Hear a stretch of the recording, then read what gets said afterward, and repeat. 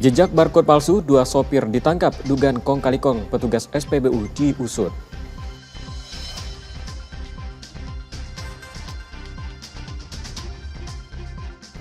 Tongkang batubara tabrak rumah warga, 1 rumah nyaris tenggelam.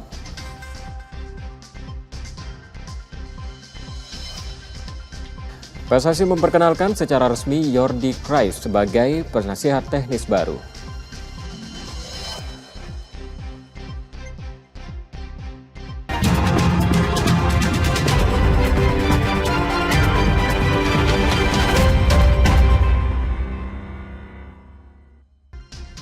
Selamat pagi saudara, apa kabar Anda hari ini? Seperti biasa kami akan membuka hari Anda dengan sejumlah informasi dari wilayah Sumatera Selatan dan daerah lain di Sumatera bagian selatan. Selain berita utama tadi, masih ada informasi menarik lainnya akan kami sampaikan untuk Anda. Bersama Sora Biansyah, Anda menyaksikan Kompas Subasel di Kompas TV, independen, terpercaya.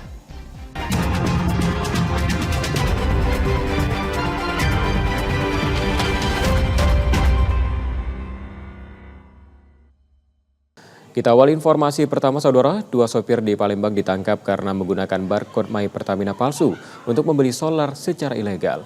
Polisi menduga ada keterlibatan petugas SPBU dalam praktik penyalahgunaan BBM ini.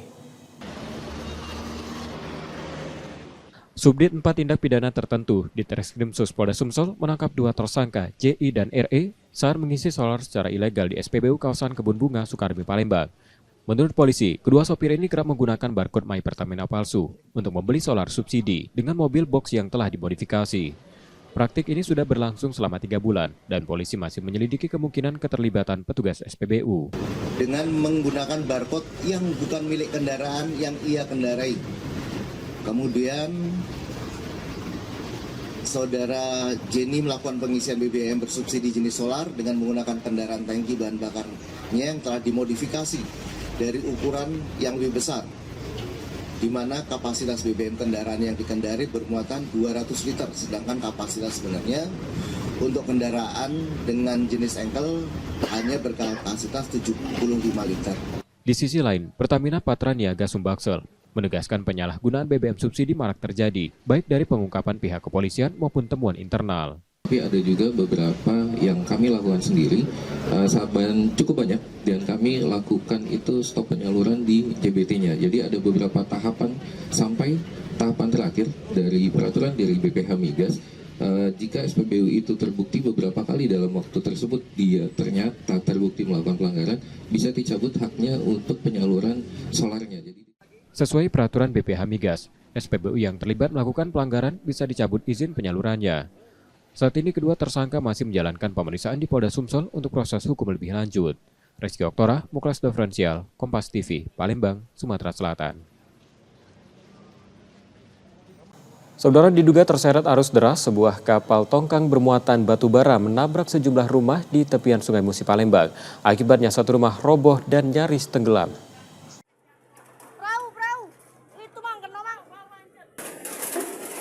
Warga merekam sebuah kapal tongkang bermuatan batu bara menabrak rumah warga di tepian Sungai Musi, Kertapati, Palembang pada Rabu 12 Maret 2025 sore. Sebelum tabrakan terjadi, kepanikan melanda warga. Pasalnya pemilik rumah sepasang suami istri sudah lanjut usia, tidak menyadari tongkang mengarah ke rumah mereka. Teriakan itu terdengar, pemilik rumah keluar. Beberapa saat sebelum rumah mereka roboh dihantam tongkang. Namun mereka tak sempat menyelamatkan barang yang berada di dalam rumah. Rumah pun ambruk dan nyaris tenggelam bersama perabotan di dalamnya. Habis rakit itu melenceng ke sini langsung. Maju. Kanar. Habis lah ini kan. Jam berapa itu, Pak? Jam 5. Oh, rumah kita hancur berat, Pak. Iya, ini rumah bapak aku. Hancur habis, Pak. Habis. Selain rumah apa lagi, Pak? Perahu atau apa? Perahu sih kok situ. Tenggelam. Iya, tenggelam. Tenggelam. Mesin-mesinnya. Sama mesin-mesin, iya. Pak. Alat jaringnya. Tidak bisa diambil, Pak. Tidak bisa. Pecah perahu. Satpol Airut Polrestabes Palembang sudah melakukan olah tempat kejadian perkara dari insiden ini. Dugaan awal tabrakan terjadi akibat kelalaian nakoda yang memutar kapal tanpa memperhitungkan kondisi Sungai Musi yang sedang pasang dan berarus deras. Akibatnya kapal terseret arus dan menabrak rumah warga. Polisi telah meningkatkan kasus ini ke tahap penyidikan. Jadi penyebab terjadinya kecelakaan tersebut karena proses manuver proses manuver, yaitu terjadi semacam upaya untuk menggerakkan tongkang.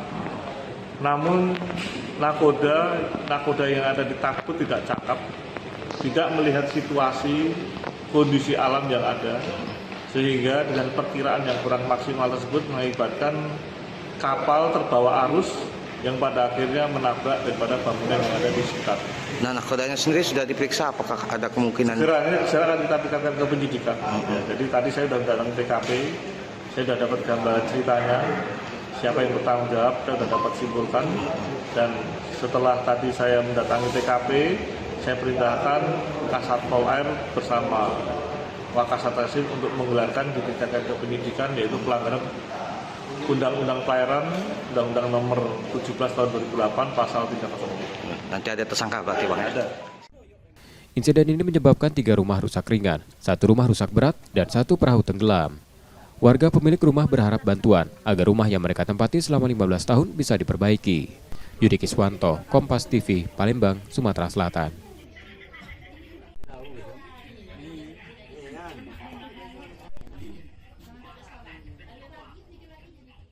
Terlilit hutang pinjaman online, seorang pria di Palembang, Sumatera Selatan nekat membawa kabur taksi online yang ditumpanginya.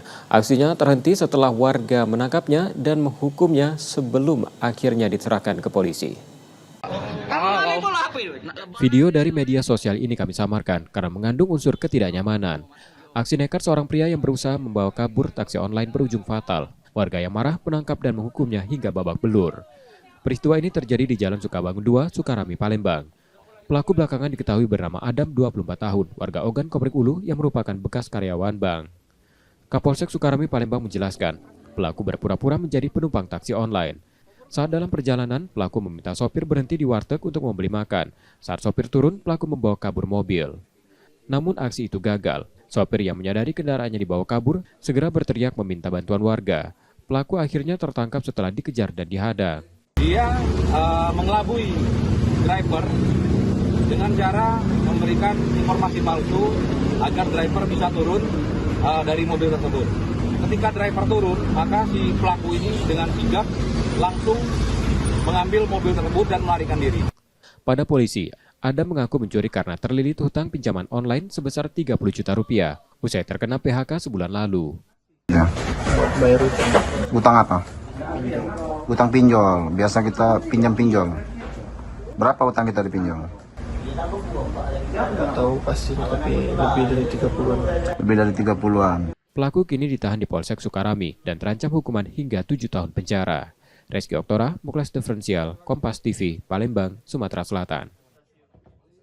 Saudara calon aparatur sipil negara tahun 2024 di Palembang, Sumatera Selatan juga harus menelan kekecewaan setelah pengangkatan mereka ditunda. Penundaan tak hanya menguras harapan tapi juga kerugian finansial dan psikologi.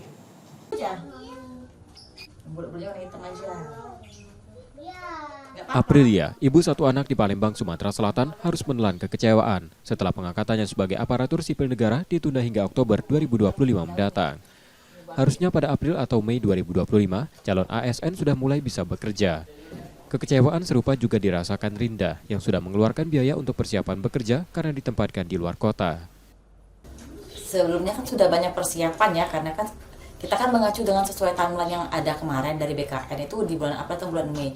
Sedangkan kita pengumuman kabar kan di bulan Januari. Jadi otomatis kan kita harus sudah mempersiapkan seragam, terus kemudian berkas-berkas yang akan kita bawa nantinya. Nah, saya berharapnya untuk pengangkatan SPCPNS ini tetap sesuai dengan timeline yang kemarin ya di bulan April dan jadi kita kerjanya masuknya di bulan Mei.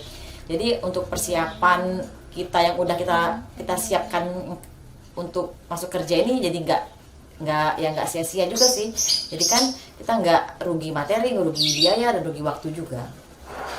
Oke, kalau menurut saya pribadi, saya sebenarnya turut prihatin ya dengan rekan-rekan seperti Wawan, terutama yang memang ada kabarnya itu sudah terlanjur resign, tapi ternyata diundur sehingga kehilangan pendapatannya selama beberapa bulan ke depan. Kalau saya pribadi turut prihatin ya Mas. Harapan saya adalah untuk pengumuman TMT dan SPMT itu diumumkan lebih awal gitu pada saat pengumuman SKB ya, hasil integrasi SKB. Karena kenapa kita selaku CASN juga bisa bersiap-siap mengambil langkah kapan kita harus resign dan kapan kita harus mempersiapkan diri ya.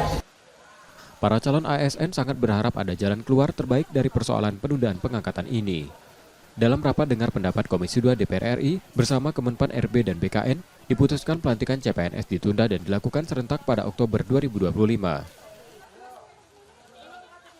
Muhammad Reza Pahlevi, Kompas TV, Palembang, Sumatera Selatan.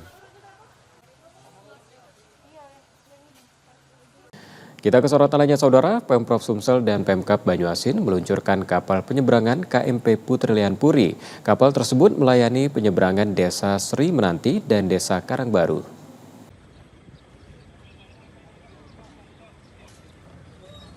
Operasional angkutan penyeberangan KMP Putri Lian Puri diluncurkan pada Selasa 11 Maret 2025 lalu. Kapal melayani penyeberangan antara Desa Sri Menanti dan Desa Karangbaru di Kabupaten Banyuasin, Sumatera Selatan. Kapal yang baru beroperasi selama 6 hari dalam sepekan ini mampu mengangkat 12 kendaraan dan 72 orang penumpang. Kehadiran kapal dibutuhkan karena Pemprov dan Pemkab tidak membangun jembatan, mempertimbangkan sedimentasi, biaya dan akan mengganggu lalu lintas kapal yang melintas di sungai. Sebagai sarana penyeberangan, masyarakat di Banyuasin menghubungkan Sri Menanti dan Karangbaru, Kecamatan Muara Telang dan Kecamatan Tanjung Lago, yang jumlah penduduknya di seberang sana saja 70.000. Di sini 40.000, berarti ada interaksi lokal ini sekitar 100.000 penduduk.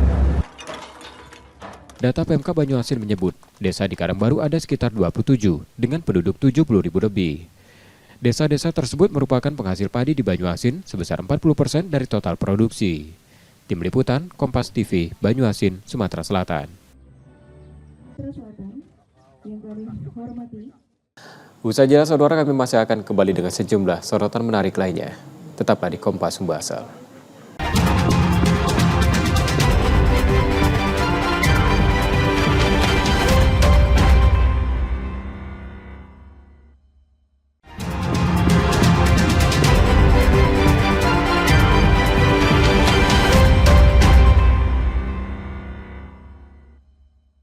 Anda kembali menyaksikan Kompas Sumbasel, Saudara, dan saatnya kita akan menyimak sejumlah sorotan dari daerah lain di Sumatera bagian selatan. Berikut laporan dari Lampung dan Bengkulu. Pasca ramainya temuan kasus pengurangan jumlah volume 1 liter pada minyak goreng jenis minyak kita, kini warga dan pedagang di pasar tradisional Bandar Lampung juga merasa resah dengan hal tersebut. Pasalnya, ketika salah satu pedagang di pasar tradisional Pasir Gintung Bandar Lampung menimbang minyak kita ukuran 1 liter, ternyata volumenya tak mencapai takaran dan hanya mencapai 925 ml yang sudah termasuk dengan berat kemasan. Namun, Endang selaku pedagang mengaku meski tengah ramai pemberitaan kecurangan jumlah volume pada minyak kita, dirinya menganggap tidak berdampak langsung terhadap omset pendapatan dirinya, lantaran masih tingginya permintaan dari masyarakat. 926. Cuma kan ditulis saya 1 liter. Kalau yang ini sama 1 liter juga, sama pengurangan juga ya, ada ya. Sama aja, ada yang komplain, ada yang enggak. Ya cocok aja laku. Laku tetap laku ya Bu ya. Minyak ini. Minyak apa tuh bisa tunjukin? Minyak kita. Minyak kita Bu ya. Nah Ibu, ini harganya berapa nih Bu? Satu botol itu? 17.000. 17.000. Setiap hari. Untuk digunain buat apa tuh Bu? Untuk biasa kita goreng-goreng bakwan di rumah. Di rumah ya. Di rumah. Ini yang ukurannya berapa liter Bu? 1 liter tapi kayaknya nggak sampai. Emang sudah tahu sih. Sudah tahu. Atas kasus kecurangan ini, masyarakat berharap pihak terkait bisa segera mengatasi hal tersebut lantaran dinilai merugikan konsumen. Roma Afria Idam, Kompas TV, Lampung. Satreskrim Polresta Bandar Lampung menangkap seorang warga negara asing asal Cina yang menjadi pelaku penipuan emas palsu. Dari video amatir terlihat saat pelaku diamankan polisi dari amukan warga di sebuah toko emas di Jalan Tuku Umar, Kedaton, Bandar Lampung, Lampung pada 6 Maret 2025 lalu. Kapolresta Bandar Lampung, Kombes Pol Alfred Jacob Tilukai menyampaikan, pelaku diamankan saat hendak menjual 59 logam yang ternyata emas palsu seberat 6 kg di sebuah toko. Dan dari hasil pemeriksaan, ternyata pelaku merupakan buronan dari Polres Barelang, Kepulauan Riau, dan beraksi dengan menggunakan modus yang sama. Sekitar 59 keping atau tel yang menurut yang bersangkutan emas akan dijual ke toko Plaza Kunci, Jalan Tengku Umar. Tetapi karena kemudian dites itu bukan emas, kemudian yang bersangkutan diteriaki oleh massa. Yang bersangkutan melakukan tindak pidana penipuan dengan lokus delikti di wilayah hukum Polresta Barelang. Kerugian menurut penyidik dari sana sekitar 2 miliar rupiah. Saat ini pelaku sedang dititipkan di imigrasi sambil menunggu pihak Polres Barelang Riau menjemputnya. Roma Afria Idam, Kompas TV, Lampung.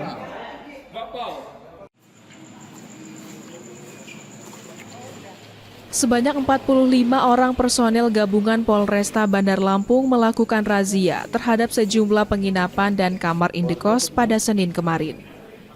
Dalam razia ini, polisi berhasil mengamankan 12 remaja bukan suami istri dan terdapat 5 orang laki-laki serta 7 perempuan di bawah umur yang diduga sedang melakukan praktik prostitusi online.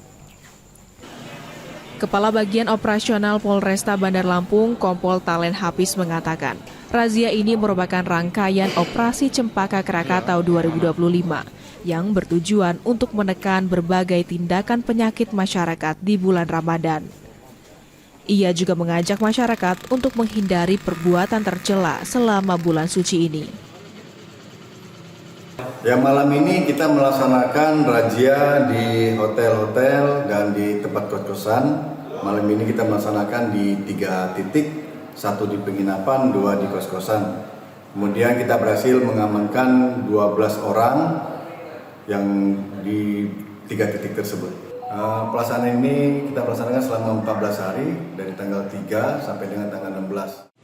Selanjutnya 12 remaja yang telah diamankan beserta barang bukti 1 alat kontrasepsi ini pun digelandang ke Polresta Bandar Lampung untuk dilakukan pemeriksaan dan pembinaan. Roma Afria Idam, Kompas TV, Lampung. Satu persatu lapak pedagang di pasar tradisional di Kota Bengkulu didatangi tim Satgas Pangan dari Polresta Bengkulu. Petugas melakukan pengecekan terhadap peredaran minyak kita di pasaran. Sejumlah pedagang tampak tak menjual minyak kita, namun pedagang lain masih menjual produk minyak kita dalam bentuk kemasan plastik dan botol. Saat dilakukan pemeriksaan terhadap takarannya menggunakan timbangan, minyak kita yang dijual di pasaran sesuai dengan ukuran. Namun petugas justru menemukan harga jual minyak kita yang melambung tinggi dari harga eceran tertinggi mencapai Rp18.000 per liter. Diakui pedagang, harga jual tinggi dikarenakan pedagang menyesuaikan harga dengan pasaran di Bengkulu. Ketersediaan minyak kita di pasaran masih terpenuhi, terus kemudian untuk ukuran seperti yang kita saksikan tadi itu rata-rata masih sama, nggak ada yang kurang dari kemasan 1 liternya, karena rata-rata tadi yang dijual oleh penjual itu yang 1 liter, itu 1 liter itu masih tetap sama isinya, jadi tidak berkurang, masih tetap sama. Sementara untuk stoknya sendiri hingga saat ini masih tergolong aman. Bayazir Al-Raihan, Kompas TV Bengkulu. Warga antusias mendatangi bazar pasar murah yang digelar Pemkot Bengkulu di Kelurahan Jalan Gedang pada Rabu pagi. Banyak warga yang ingin membeli kebutuhan pokok seperti beras, minyak, terigu, gula hingga telur untuk kebutuhan membuat kue jelang Lebaran. Selain itu di bazar pasar murah ini diakui warga harga yang ditawarkan jauh lebih murah dari pasaran, sehingga warga tak perlu lagi ke pasar untuk membeli kebutuhan pokok. Bazar pasar murah yang digelar di bulan Ramadan guna membantu masyarakat dalam memenuhi kebutuhan pokok. Sama anak nih. Oh, sama anak ya. Sebelumnya tahu ada pasar murah ini dari mana, Bu? Ya ada informasi tadi. Oke. Hari ini beli apa aja, Bu? Beli gula, beli beras, beli telur, beli beli minyak. Persiapan lebaran juga. Persiapan Buka, bikin kue. Harganya memang jauh lebih murah. Lebih murah dari pasar kan, agak miring juga dibandingkan di pasar kan. Masih murah di sini. Selain itu, bazar pasar murah digelar untuk menekan angka inflasi dan kenaikan harga bahan pokok di pasar yang biasa terjadi jelang Lebaran mendatang. Ini yang pertama strategi kita untuk menurunkan inflasi. Tapi alhamdulillah kita bukan inflasi malah deflasi di Kota Bengkulu. Maka ini untuk menstabilkan harga. Yang kedua, kita ingin masyarakat terbantu karena biasa Ramadan dan juga menyambut Lebaran ini kan beban ekonomi begitu berat. Maka di sini diberikan diskon, bukan harga gross tapi di bawah lagi harga grosir lagi. Apa tujuannya? Agar warganya bahagia. Pasar-pasar murah rutin digelar hingga mendekati Lebaran mendatang. Bayazir Al-Raihan, Kompas TV Bengkulu. Sebagai bentuk mengatasi masalah sampah di Kota Bengkulu, Pemkot Bengkulu mengajukan permintaan kontainer sampah sebanyak 25 unit ke pemerintah Provinsi Bengkulu. Kontainer sampah dinilai dapat mengurangi masalah sampah yang masih menjadi persoalan serius di Kota Bengkulu. Sebelumnya, sampah yang berserakan di pinggiran jalan di Kota Bengkulu ini diklaim karena tidak adanya kontainer sampah, sehingga banyak warga yang membuang sampah sembarangan. Nantinya kontainer sampah akan diletakkan di sejumlah titik yang belum tersentuh oleh lembaga pemberdayaan masyarakat yang mengelola sampah warga di setiap kelurahan. Provinsi menawarkan sampai angka 100. Saya bilang cukup 25 sajalah, nggak usah banyak-banyak. Karena kontainer juga kita sudah mulai menarik, tapi itu beberapa kawasan itu perlu. Yang kedua, kami butuh mobil truk sampah amrol yang sistem tarik itu. Nanti bila juga bantu, tolong teman-teman ingatkan nanti supaya gubernur dibantu anak buahnya untuk merealisasikan. Oke, artinya 25 itu untuk di setiap kelurahan nanti Bang? Enggak. Kawasan-kawasan ini aja, karena sekarang kan sudah ada LPM, pihak ketiga gitu loh. Menanggapi permintaan tersebut, Gubernur Bengkulu Helmi Hasan akan memberikan kontainer sampah sesuai permintaan dari Pemkot. Nantinya diharapkan dengan adanya kontainer tersebut, persoalan sampah di Kota Bengkulu dapat teratasi. Kontainer sampah juga, dulu saya pernah meminta bantuan gubernur lama provinsi agar kemudian sampah jangan cuma diingat kalau kota sampah-sampah, ya berbuat dulu. Pemprov ini bisa bantu, ya kan? Salah satu yang diperlukan apa? Kalau dulu saya perlu kontainer. Apakah kota sekarang butuh atau tidak? Di Musrembang ini dibicarakan. Kalau butuh, kita bantu. Selain kontainer sampah, nantinya mobil sampah juga akan diberikan untuk menambah armada mobil sampah di Kota Bengkulu. Bayazir Al-Raihan, Kompas TV Bengkulu.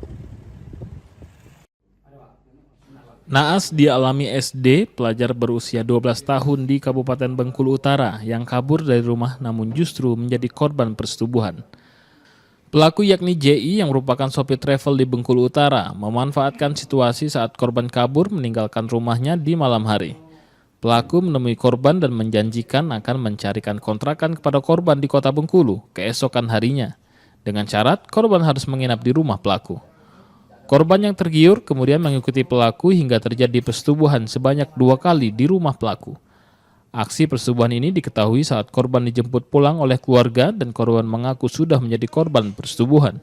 Modus tersangka mengiming-imingi korban akan membayar kosan yang akan dicari oleh korban, yang mana pada malam itu korban kabur dari rumah dan meminta pertolongan oleh pelaku. Pelaku menolong korban dan mengiming-imingi akan mencari kosan besok harinya di Kota Bengkulu dan akan membayar kosan tersebut.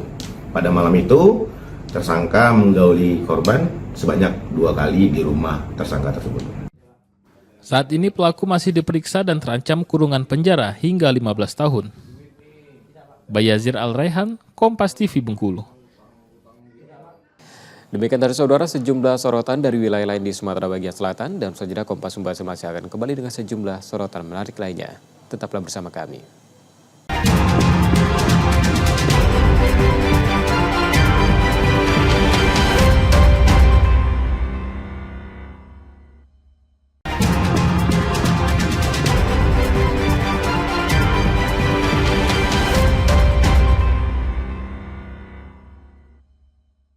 Anda kembali menyaksikan Kompas Membahas. Saudara Menteri Agraria dan Tata Ruang Kepala Badan Pertanahan Nasional Nusron Wahid menyerahkan 42 sertifikat untuk Pusat Latihan Tempur Komando Pembina Doktrin, Pendidikan dan Latihan Tentara Nasional Indonesia Angkatan Darat. Lahan tersebut berada di Kabupaten Ogan Komering Ulu Timur, Sumatera Selatan.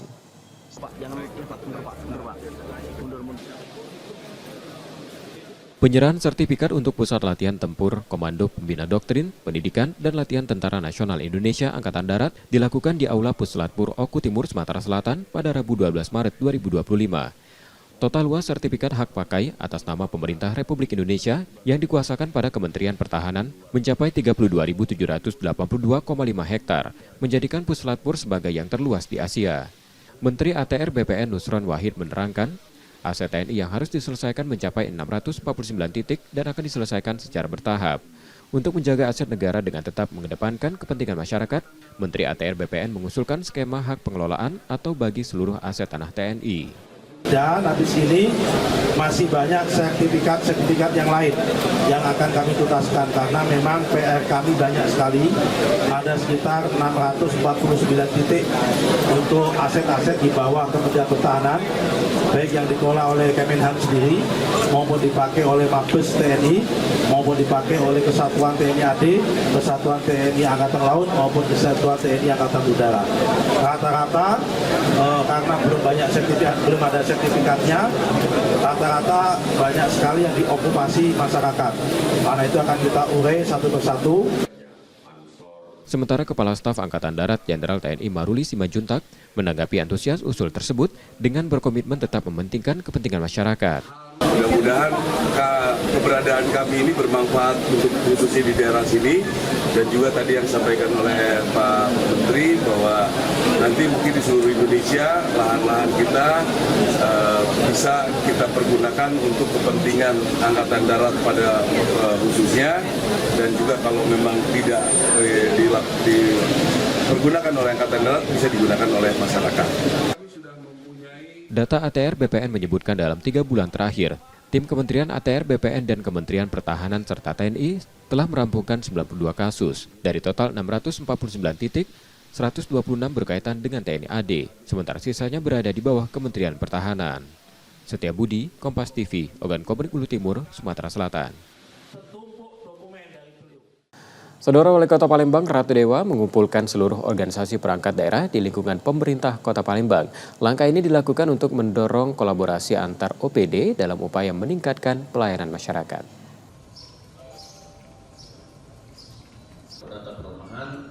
Wali Kota Palembang Ratu Dewa mengumpulkan seluruh organisasi perangkat daerah mulai dari kepala badan, satuan, dinas, camat hingga lurah di lingkungan pemerintah Kota Palembang. Dalam pertemuan ini, ia menegaskan sejumlah prioritas utama untuk mempercepat pembangunan dan meningkatkan pelayanan masyarakat. Ratu Dewa menegaskan pemerintah harus memastikan layanan dasar seperti kesehatan, kebersihan, dan sektor lainnya berjalan optimal. Masyarakat harus benar-benar merasakan manfaatnya. Ya, alhamdulillah syukur pada hari ini saya mengumpulkan seluruh pejabat, mulai dari kepala dinas, badan, asisten, staf ahli, kepala bagian, camat, dan lurah. Harapan saya, visi, misi, dan program kegiatan hari ini benar-benar terukur. Siapa yang bertanggung jawab, limit waktunya, karena masyarakat menunggu janji-janji waktu kita di kemarin. Selain itu, ia mendorong kolaborasi dan inovasi antar OPD guna menciptakan solusi yang lebih efektif dalam menjalankan program pemerintah. Wali Kota juga memaparkan program kerja 100 hari yang difokuskan pada kebijakan strategis yang berdampak langsung pada kesejahteraan masyarakat. Nur Muhammad, Kompas TV, Palembang, Sumatera Selatan. Saudara Kepala Staf TNI Angkatan Darat Jenderal TNI Maruli Simanjuntak memastikan jajarannya akan tunduk dan patuh pada hasil akhir dari pembahasan revisi Undang-Undang TNI yang sedang dilakukan di DPR. Hal tersebut sebagai respon polemik di publik dengan sejumlah poin revisi Undang-Undang TNI. Di Batu Raja, Ogan Komering Ulu, Sumatera Selatan, Kepala Staf TNI Angkatan Darat Jenderal TNI Maruli Simanjuntak memberikan pernyataan terkait polemik revisi Undang-Undang TNI yang saat ini sedang berproses di DPR. Kasat menyatakan jajarannya akan patuh dan tunduk serta loyal dengan hasil akhir dari revisi tersebut. Yang dipersoalkan ada 2 undang-undang akan direvisi. yaitu tentang umur, saya kira tidak perlu terlalu banyak dipermasalahkan. Silakan saja nanti kebijakan negara, bagaimana nanti kemampuan keuangan, bagaimana nanti kita diskusi jabatan di ketentaraan dan lain sebagainya. Setelah kita menyampaikan di diskusi akan dilaksanakan besok. Yang kedua adalah mengenai kita bisa masuk ke kementerian yang lain. Ya. Jadi ini kan silakan saja didiskusikan. Apakah tentara harus alih status? Apakah tentara harus pensiun? Ya, jadi nggak usah diperdebatkan seperti ribut kanan kiri ke depan gitu, kayak kurang kerjaan. Ya, nanti kan ada forumnya, kita bisa diskusikan. Kalau nanti keputusannya dari itu seperti itu, ya kami ikut. Kami TNI, Angkatan Darat khususnya, kami akan loyal 100% dengan keputusan. Jadi nggak usah ramai bikin. Saudara, Badan Penanggulangan Bencana Daerah Sumatera Selatan menyiagakan personil dan peralatan untuk mengantisipasi bencana banjir dan tanah longsor di provinsi tersebut. BPBD Sumsel menyiapkan sekitar 100 personil serta berbagai peralatan darurat, membantu meminimalisir dampak banjir. Di antaranya perahu karet 5 unit, perahu polietilen 3 unit, serta 40 unit pelampung. Selain itu, BPBD menyiapkan 758 lembar selimut, senter, spatin, terpal hujan 360 unit, tenda pengungsi 6 unit, sepatu petugas 105 pasang, dayung, dan jas hujan. BPBD Sumsel juga bekerja sama dengan tim Satgas di berbagai wilayah untuk membantu penanganan bencana termasuk di Ogan Komering Ilir dan Palembang. Terkait potensi tanah longsor, BPBD akan berkoordinasi dengan Dinas Pekerjaan Umum untuk mengerahkan alat berat guna membersihkan material longsor. BPBD Sumsel memastikan 8 daerah rawan banjir, yaitu Kabupaten Musirawas Utara, Musirawas, Pematang Aba Pematang Ilir, Musi Banyuasin, Ogan Komering Ulu, Kota Prabu Mulih, dan Palembang. Untuk sekarang kita sebenarnya lebih memfokuskan pada pencegahan dan kesiapsiagaan, karena seperti yang kita ketahui banjir ini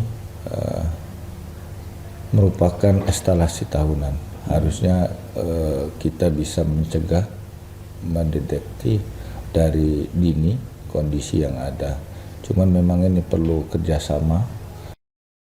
Sementara 12 daerah telah menetapkan status siaga darurat banjir dan tanah longsor, termasuk Oku, Banyuasin, Ogan Komering Ilir, Oku Timur, Ogan Ilir, Musirawas Utara, Oku Selatan, Musi Banyuasin, Muara Enim, Musirawas, Kota Prabu Mulih, dan Lubuk Linggau. Himbauan untuk masyarakat agar lebih waspada, terutama karena puncak musim hujan diperkirakan terjadi pada Maret. Warga diminta aktif mencari informasi cuaca, baik melalui BPBD setempat maupun media sosial yang menyampaikan perakiraan dari BMKG. Tim Liputan, Kompas TV, Palembang, Sumatera Selatan. Saudara, Polda bersama Dinas Perdagangan Sumsel menggelar inspeksi mendadak ke distributor dan pengecer minyak kita di Palembang. Tak ditemukan kecurangan dalam takaran pada sidak yang akan dilakukan secara berkala ini. Jika ada oknum yang bermain curang, akan diberikan tindakan.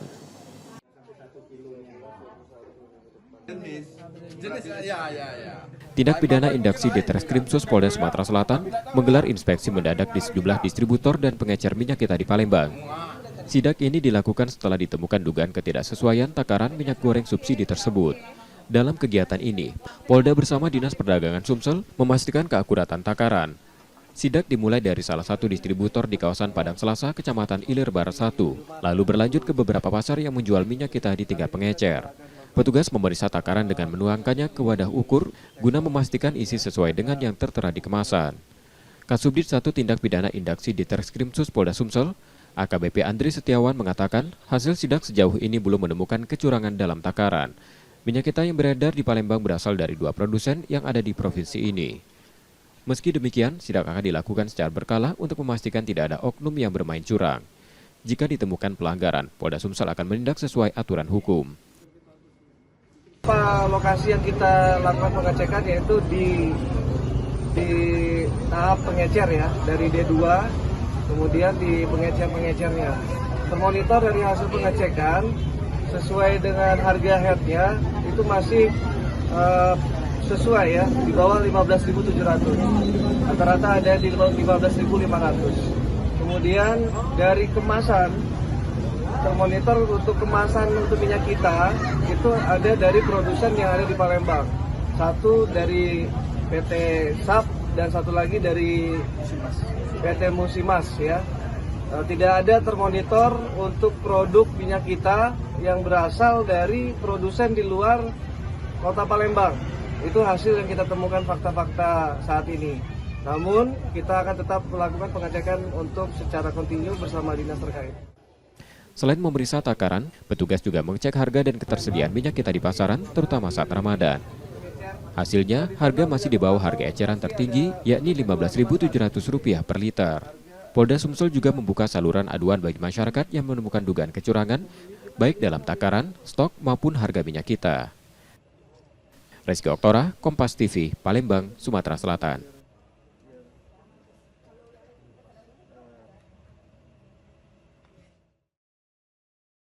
Usai jeda saudara, kami masih akan hadirkan sejumlah informasi menarik lainnya. Kompas Sumbasel akan segera kembali.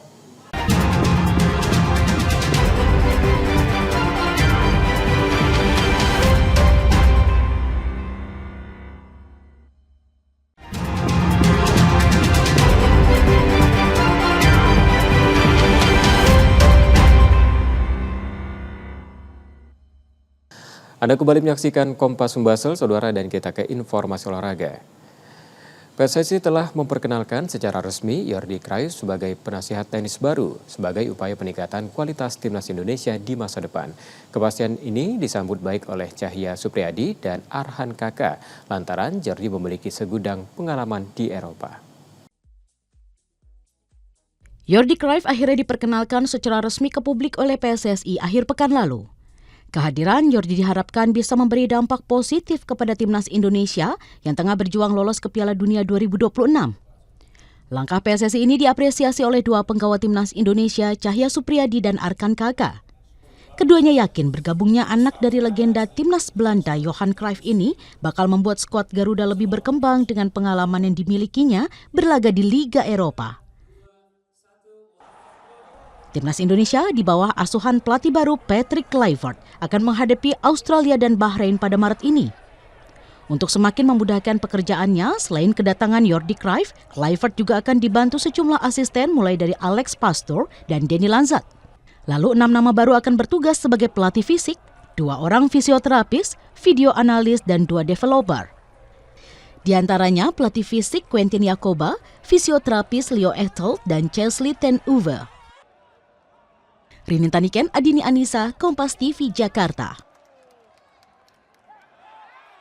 Saudara, Garena Free Fire Indonesia resmi berkolaborasi dengan Timnas Indonesia. Kolaborasi dilakukan dalam rangka mendukung perjuangan Timnas Indonesia dengan menghadirkan pengalaman untuk Survivor.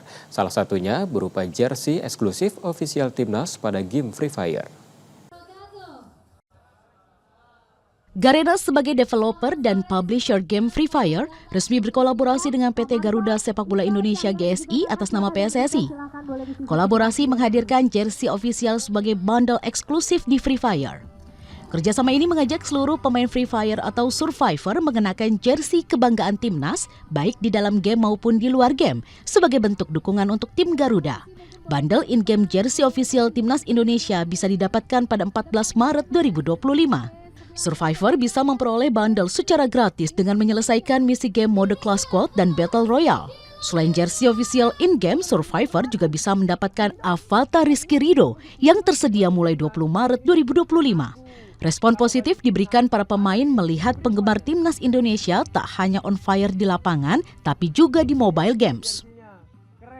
Ingin memberikan dukungan lebih, jadi mereka bisa on fire juga di lapangan, bisa on fire juga di Free Fire gitu. Jadi harapannya tentunya yang pertama akan lolos ke Piala Dunia dari timnas kita. Yang kedua harapannya karena tentunya user-user kita ini kan memang keinginannya banyak. Salah satunya adalah kolaborasi dengan timnas. Sangat bagus ya Mbak untuk timnas kita dan dukungan penuh untuk masyarakat dan semuanya untuk berdampak positif juga untuk perkembangan timnas Indonesia ya sangat berdampak positif.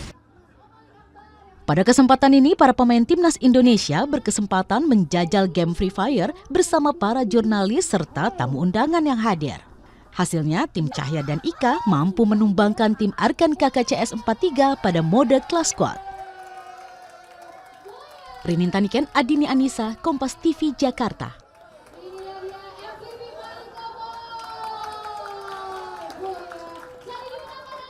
Saudara, kami masih akan kembali dengan sejumlah sorotan menarik lainnya. Tetaplah bersama kami di Kompas Sumbasel.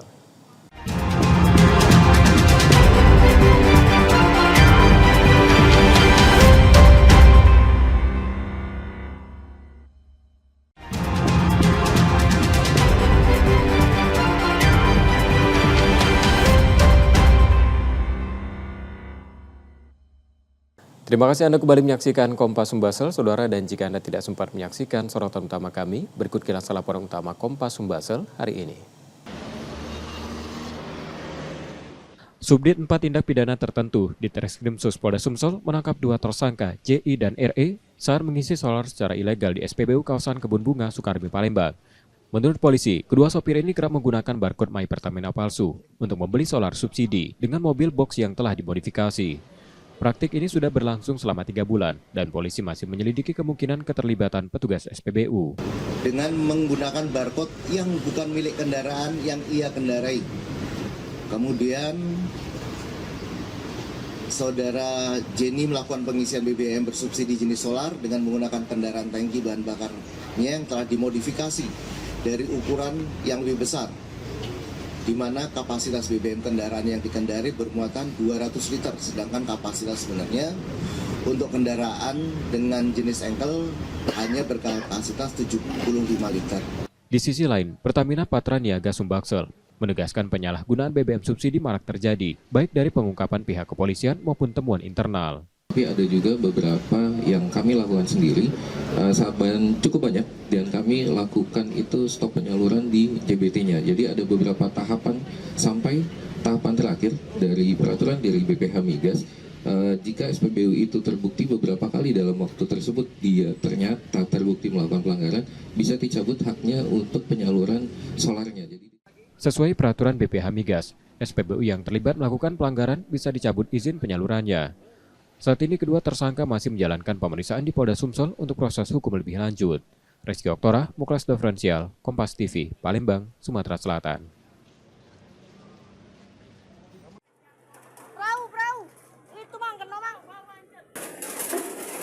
Warga merekam sebuah kapal tongkang bermuatan batu bara menabrak rumah warga di tepian Sungai Musi, Kertapati, Palembang pada Rabu 12 Maret 2025 sore. Sebelum tabrakan terjadi, kepanikan melanda warga. Pasalnya pemilik rumah sepasang suami istri sudah lanjut usia, tidak menyadari tongkang mengarah ke rumah mereka. Teriakan itu terdengar, pemilik rumah keluar. Beberapa saat sebelum rumah mereka roboh dihantam tongkang. Namun mereka tak sempat menyelamatkan barang yang berada di dalam rumah. Rumah pun ambruk dan nyaris tenggelam bersama perabotan di dalamnya. Habis rakit itu melenceng ke sini langsung. Maju. Kanar. Habis lah ini kan. Jam berapa itu, Pak? Jam 5. Oh, rumah kita hancur berat tuh, Pak. Iya, ini rumah Bapak aku. Hancur habis, Pak. Habis. Selain rumah apa lagi, Pak? Perahu atau apa? Perahu sih kok situ. Tenggelam. Iya, tenggelam. Tenggelam. Mesin-mesinnya. Sama mesin-mesin iya. Pak ya? Alat jaringnya. Tidak bisa diambil, Pak ya? Tidak bisa. Pecah perahu. Satpol Airut Polrestabes Palembang sudah melakukan olah tempat kejadian perkara dari insiden ini. Dugaan awal tabrakan terjadi akibat kelalaian nakoda yang memutar kapal tanpa memperhitungkan kondisi Sungai Musi yang sedang pasang dan berarus deras. Akibatnya kapal terseret arus dan menabrak rumah warga. Polisi telah meningkatkan kasus ini ke tahap penyidikan. Penyebab terjadinya kecelakaan tersebut karena proses manuver yaitu terjadi semacam upaya untuk menggerakkan tongkang. Namun nakoda yang ada di takut tidak cakap, tidak melihat situasi kondisi alam yang ada, sehingga dengan perkiraan yang kurang maksimal tersebut mengakibatkan kapal terbawa arus yang pada akhirnya menabrak daripada bangunan yang ada di sekitar. Nah, nakodanya sendiri sudah diperiksa, apakah ada kemungkinan? Segera akan kita tingkatkan ke penyidikan. Ya, jadi tadi saya sudah mendatangi TKP, saya sudah dapat gambaran ceritanya. Siapa yang bertanggung jawab, saya sudah dapat simpulkan. Dan setelah tadi saya mendatangi TKP, saya perintahkan Kasatpol Air bersama Wakasat Reskrim untuk menggelarkan ditingkatkan ke penyidikan, yaitu pelanggaran Undang-Undang Pelayaran, Undang-Undang Nomor 17 Tahun 2008, Pasal 304. Nanti ada tersangka berarti, Pak? Ada. Insiden ini menyebabkan 3 rumah rusak ringan, 1 rumah rusak berat, dan 1 perahu tenggelam. Warga pemilik rumah berharap bantuan agar rumah yang mereka tempati selama 15 tahun bisa diperbaiki. Yudi Kiswanto, Kompas TV, Palembang, Sumatera Selatan.